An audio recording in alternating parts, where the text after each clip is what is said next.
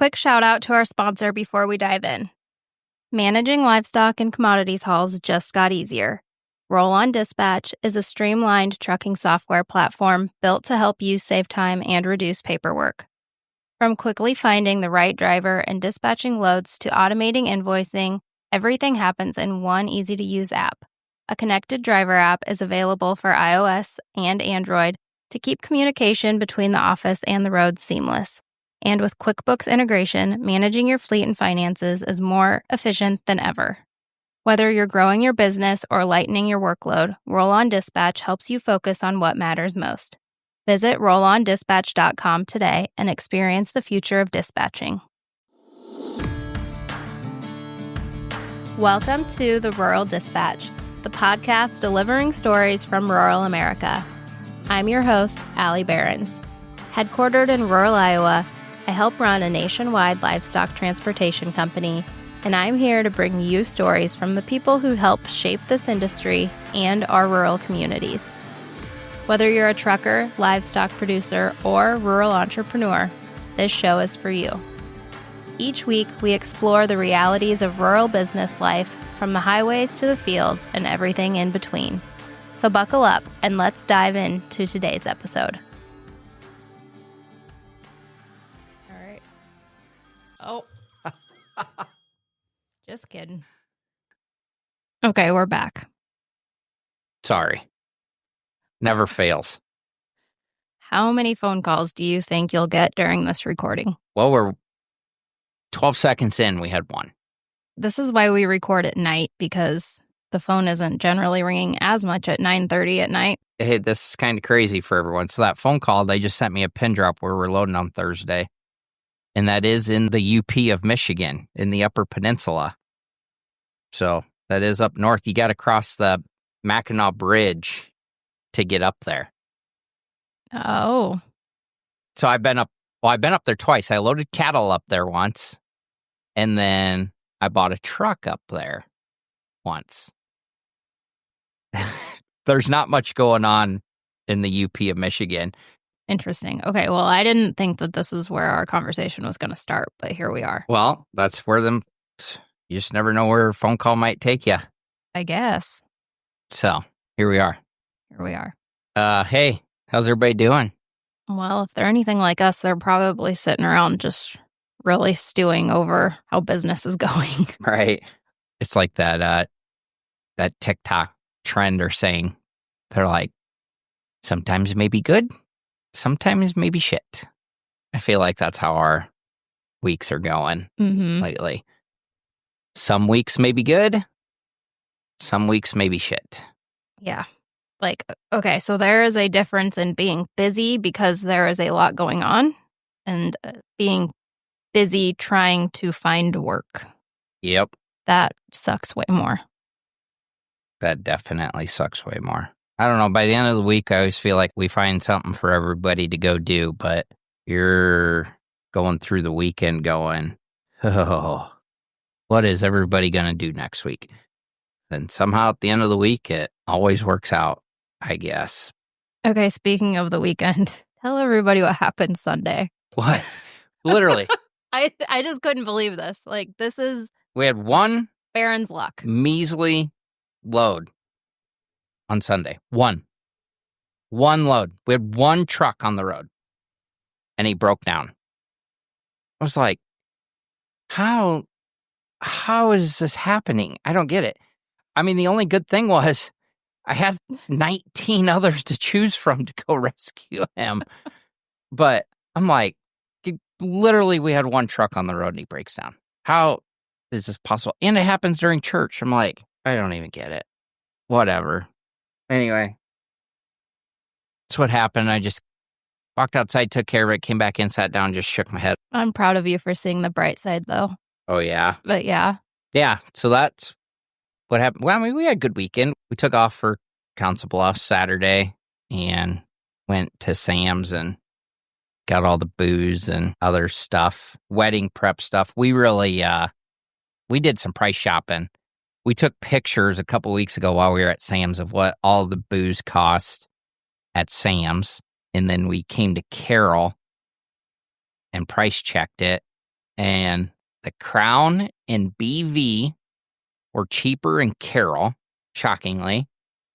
But everything else was cheaper at Sam's Club. Yeah. We're a very limited selection, but we will say our bartender tried talking us into Smirnoff instead of Tito's. Smirnoff instead of Tito's, and we did. She's like, it's just nobody's going to know the difference, and it's so much cheaper. And we're like, yeah. I mean, we're not big drinkers, but we feel like people would know the difference.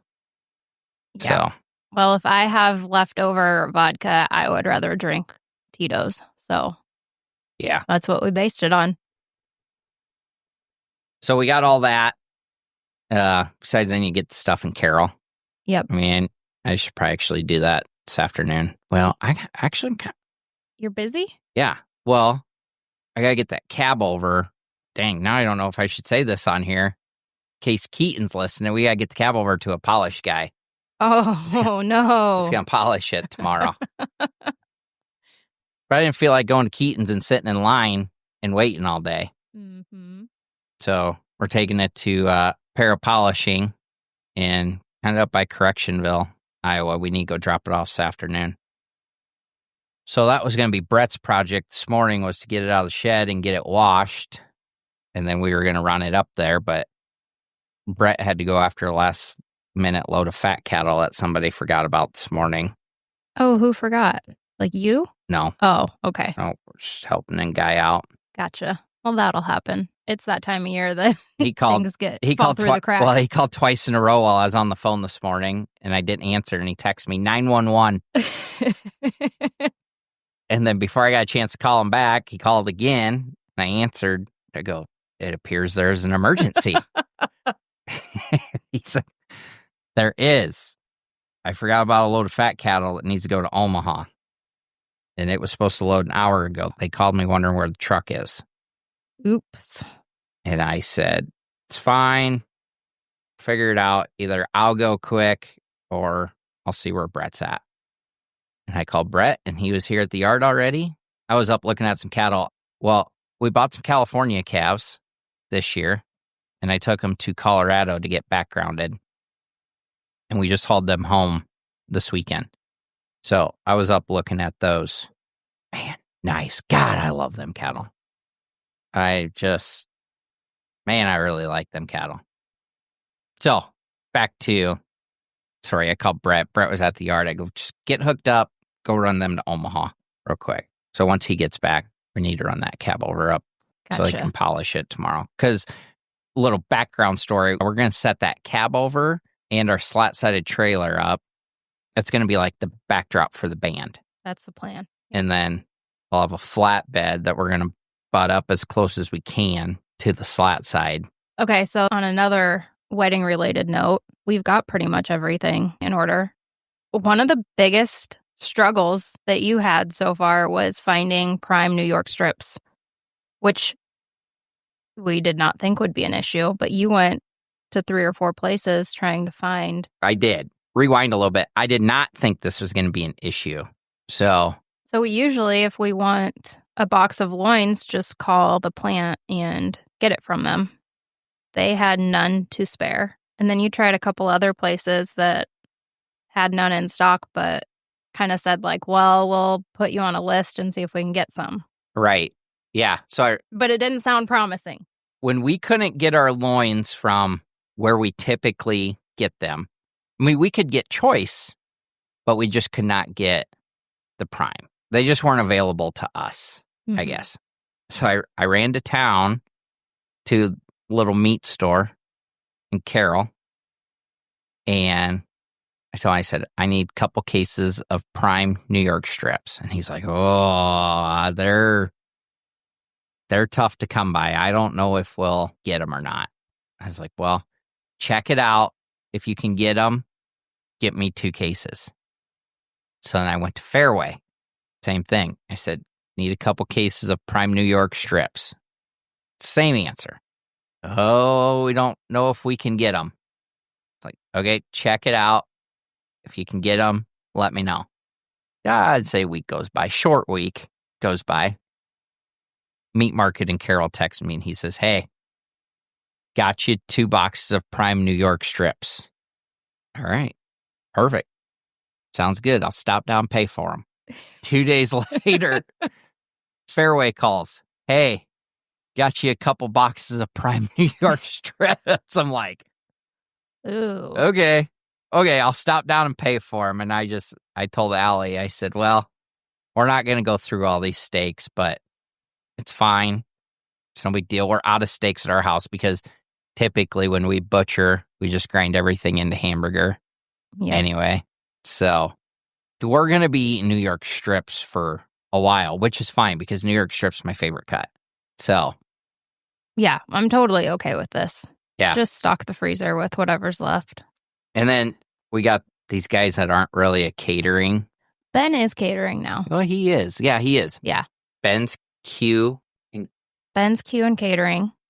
So Ben has been a part of this competition smoking team these guys have done this for years and years. And your dad's hobby used to be just following them around to these competitions and watching. He was a professional beer drinker. Yes. Professional spectator, Yeah. supervisor, I don't know. And he sponsored their trailer and whatever else. So they have done every company party for as long as I've been around anyway, and before then. And they do a really great job. But Ben has actually ventured into catering now. So he's really got it down. All right, so we're not doing your typical catering. What do people usually order? So, like roast beef. Chicken. I don't know. Yeah. So we are doing smoked ribs, which they're bringing their smoker trailer, setting it up in our backyard. They'll smoke them ribs right in the backyard. And then we got the Carroll County Cattlemen's is letting us borrow their big pull-behind grill. And we're going to grill New York strips. So anyway, on Sunday, he texts me and says, hey, are you around? I have some cherry ribs and some wings I made. Want your opinion on them for the wedding. Of course. I was like, bring them on out. Yep. I'm not going to pass up a little taste test. So he brought them out. I don't know how they do it. They were the best thing I've ever had. By far. I do not understand what they do or how they do it. But my God. I know. I'm excited. And we do know some of his secrets, but we can't replicate them anyway because we're not the professionals. But they make really good mac and cheese. Yep. Got a top secret ingredient, and it just is. Yeah, so they make mac and cheese on the smoker, and then they do their baked beans. Mm-hmm. Cowboy beans. Yep. On the smoker also. So I feel like everybody keeps asking. Everything is pretty well under control as far as the wedding goes. We got everything. We got the booze and the beers. Speaking of that, you should probably get me a list of the beer and I'll send it. But everything's pretty well under control. Oh. Hold on. There's two. Hold on. Everybody just hang on. Don't hang up. Hey, Howard. Yes, I do. Good luck. See, that was quick. I told you, just hang on quick. By the way, that was Howard Curry. We're super excited to see him in a couple weeks. Yes. Too. Yes, we are. Anyway, back to wedding. Everything is under control, but we keep telling everybody, they're coming to set the tent up Thursday.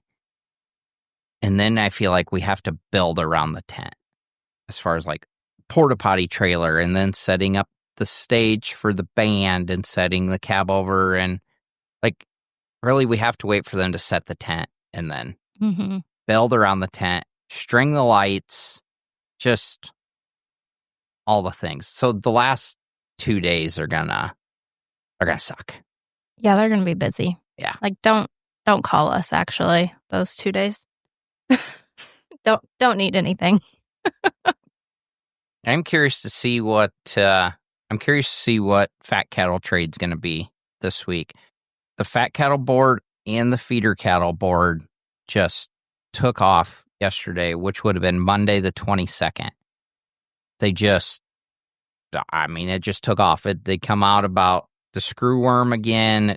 It's getting a little closer to the United States. It does not look like there's any hopes for the border to open to cross any cattle. And that board just hammered down yesterday. So I'm curious to see what fat cattle trade's going to be like at the end of the week. I did sell last week to Tama. But hey, here's a funny story about Tama. He called me, I don't know, 2 or 3 weeks ago, and he says, "Hey, how many's in that pen?" I was over and looked at him. I said, "Well, not to be a dick, but I don't really want to sell them to you. Not that pen anyway." And he goes, "Why not?" I go, "Because there's 3 or 4 coloreds in there, and I don't feel like sorting them out." And he goes, No, we're taking colored cattle now." And I was like, "Oh, no kidding." So Iowa Premium and Tama, they've only always ever taken blacks. And I guess I don't know when it started, but apparently recently they have started taking colored cattle. So I don't know how that's going to affect us in the upcoming month, because typically starting here sometime in October, we start hauling colored cattle from up in this northern region down to Kansas. So I don't know how that's going to play out or affect us trucking wise. But for everybody that didn't know, I did not realize, I guess, that Tama is now taking colored cattle. I don't really know the reasoning. I can only assume just shortage. Well, yeah, I mean, this is pure speculation on my part, but finding prime New York strips was a struggle. Is that because numbers are just tight? I mean, they've got to fill orders, and then right. Tama starting to take colored cattle. I mean, do they need to be more competitive? I don't know. That's what it feels like. I would say it's probably got a lot to do with it. I would guess. I don't know for sure, but. Right.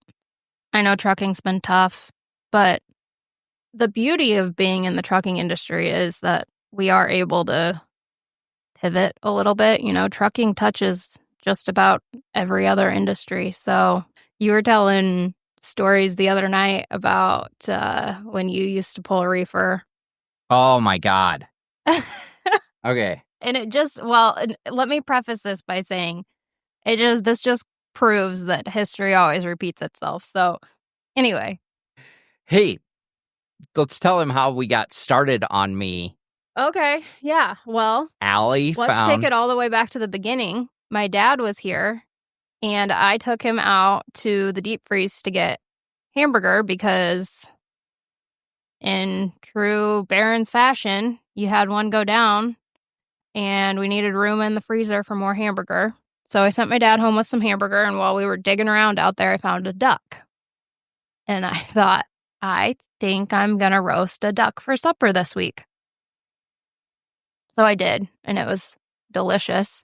For anyone that hasn't had duck, I definitely recommend it. But where did this duck come from? So the packaging was this Culver duck. I go, I know where these ducks come from. We used to haul ducks out of Culver Duck in Indiana. And then I got on this whole rant. I was like, I loaded out a Culver Duck. We got super slow with livestock back in 2008. And my dad owned a reefer brokerage company.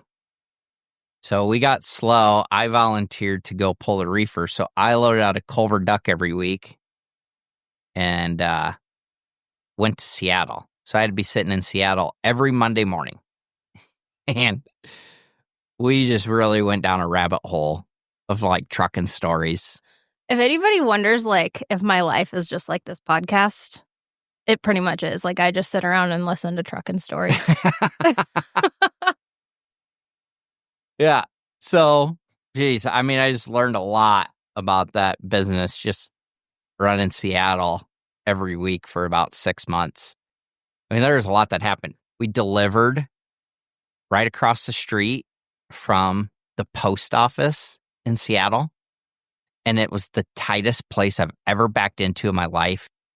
mean, we get into some real situations with the livestock, but some of them places with the reefers, I mean, that place was tight to get into.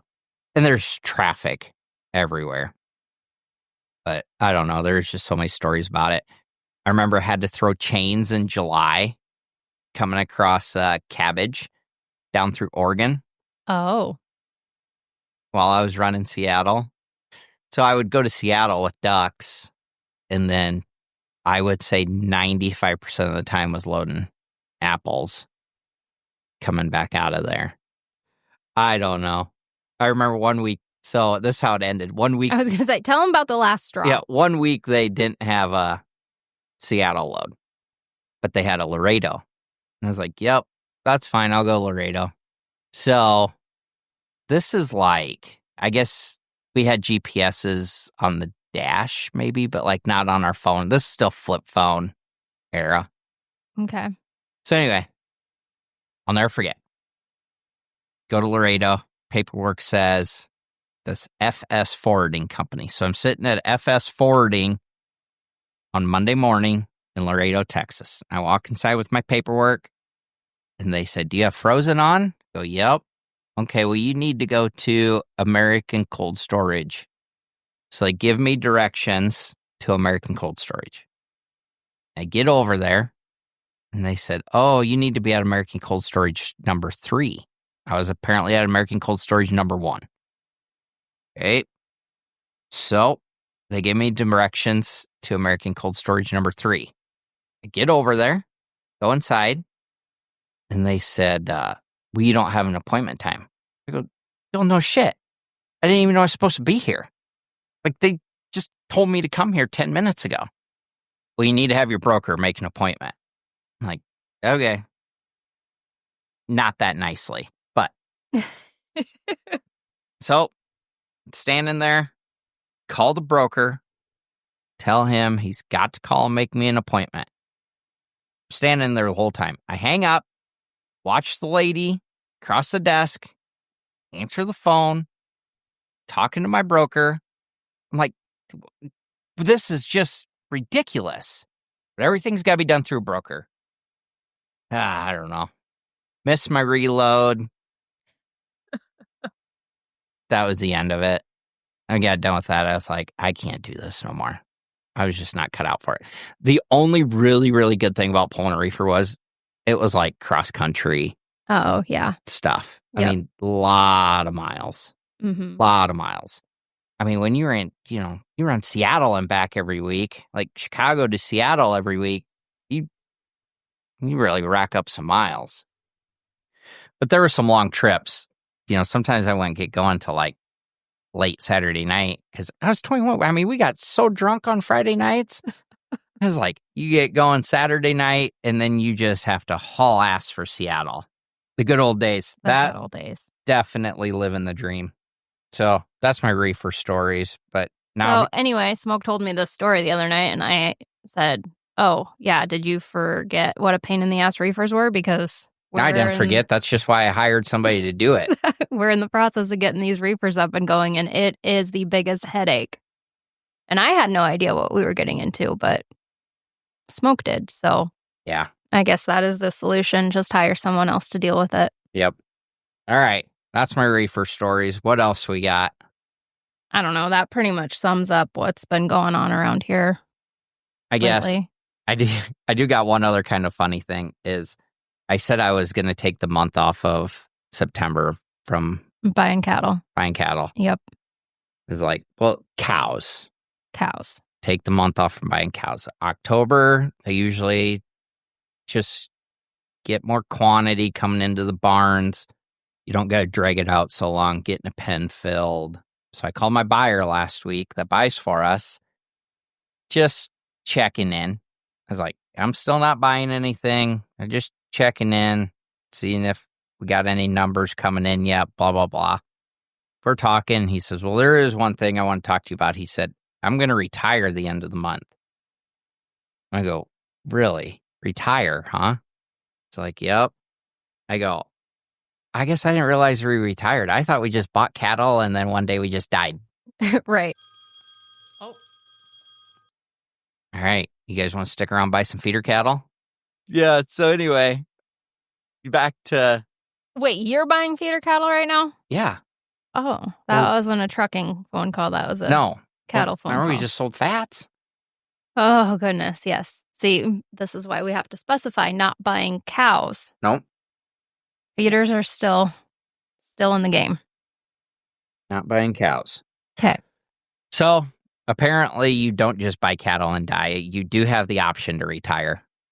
How about that? Who knew? I guarantee he does not stop. This is not the last time he's buying cattle the end of September. He'll be back in a barn at some point in his life.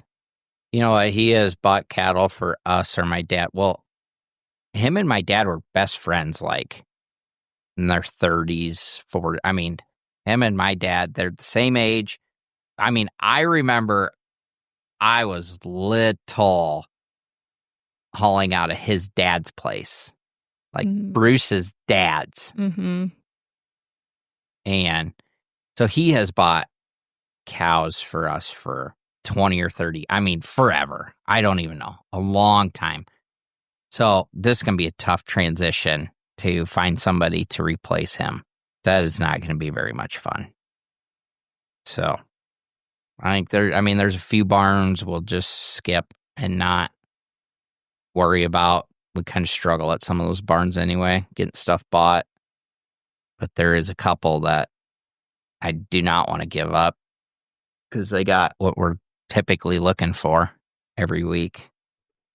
But I did not take the month off, I guess. I just couldn't do it. A month was too long to not buy any. A month is a long time. Month was too long. So we did get 2 pot loads bought yesterday. Of cows? Yes. What? Yeah. Okay, well, that's different, right? Because you're talking about, you were going to take the month off from piecing together pens of cows, which it's a lot to keep track of. It's a pain in the ass. You feel the pressure to get them bought, so you spend more than you want to sometimes, or you get junky ones, or whatever it is. So buying 2 pot loads at a time, that feels like a good reason to break the rules. I would say it's nice just to get the pen full. Yep. Like, that's just it. And all of a sudden, the pen's just full. Yeah, done. Easy as buying feeder cattle. Yeah, no kidding. Okay. All right, well, any words of encouragement? Keep on keeping on. Just hang in there. Gotta keep plugging forward. Don't stop now. All right. See y'all later. All right, bye. Thanks for tuning in to this episode of the Rural Dispatch. I hope you found something valuable to take back to your own operation. If you enjoyed this episode, please subscribe, leave a review, and share it with a friend. You can keep up with me between episodes on socials at Barons & Co., or join our email list on our website to get new episodes delivered straight to your inbox every Wednesday. Until next time, keep those wheels turning. We'll talk soon.